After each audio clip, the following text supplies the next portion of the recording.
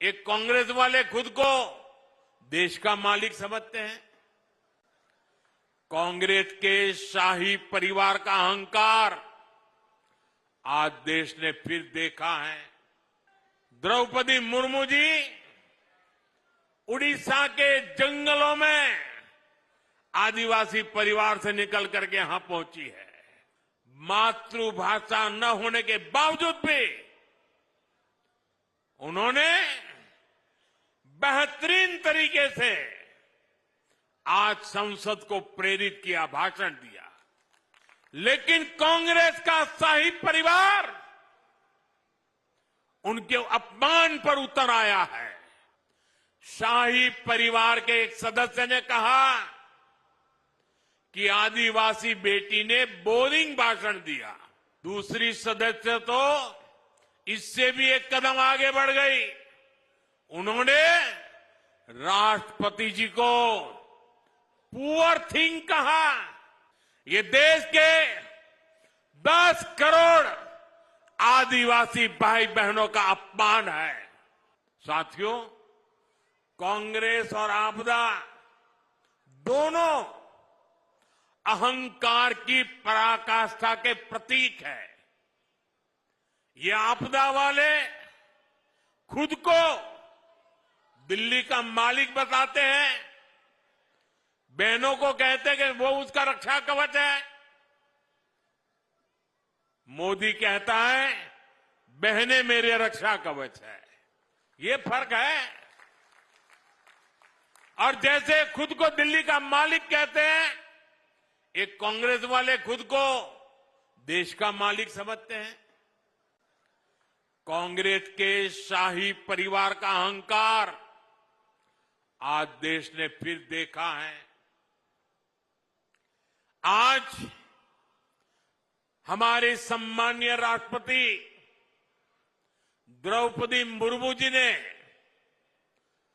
संसद को संबोधित किया। उन्होंने देशवासियों की उपलब्धियों के बारे में बताया, विकसित भारत के विजन के बारे में बताया। और हम समझे द्रौपदी मुर्मू जी उड़ीसा के जंगलों में आदिवासी परिवार से निकल करके यहां पहुंची है।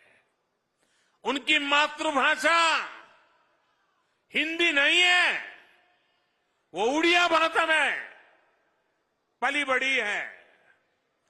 मातृभाषा न होने के बावजूद भी उन्होंने बेहतरीन तरीके से आज संसद को प्रेरित किया, भाषण दिया। लेकिन कांग्रेस का शाही परिवार उनके अपमान पर उतर आया है।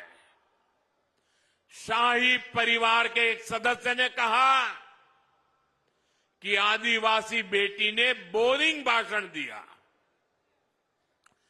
दूसरी सदस्य तो इससे भी एक कदम आगे बढ़ गई। उन्होंने राष्ट्रपति जी को पुअर थिंग कहा, गरीब कहा और चीज कहा, थकी हुई कहा। एक आदिवासी बेटी का बोलना इनको बोरिंग लगता है। ये देश के 10 करोड़ आदिवासी भाई बहनों का अपमान है। ये देश के हर गरीब का अपमान है। जो जमीन से ऊपर उठकर आते हैं, उनको कांग्रेस का शाही परिवार बिल्कुल पसंद नहीं करता। गरीब, दलित, आदिवासी, ओबीसी समाज से जो भी लोग आगे बढ़ते हैं, उनको ये कदम कदम पर अपमानित करते हैं। आर्थिक प्रगति, किसानों की समृद्धि, मेट्रो, रोड, एयरपोर्ट, स्टार्टअप, खिलाड़ियों की प्रशंसा, ये आज उनके भाषण में वर्णन हो रहा था।